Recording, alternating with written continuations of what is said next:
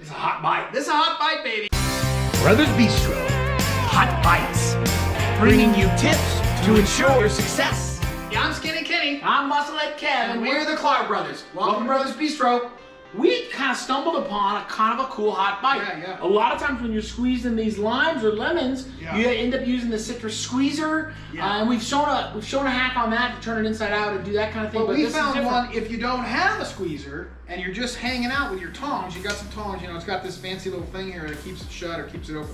So you keep it open like that. You get your lemon slice, lime slice, put it in here, and you just squeeze. And then you turn it, because you want to make sure you get all the juice. And then you squeeze the other way. What do you think? That's pretty good.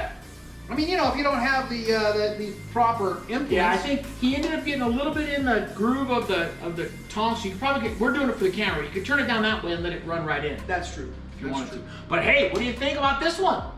It's got That's a 30-second tip. It's pretty right handy. Klar Brothers Bistro, out.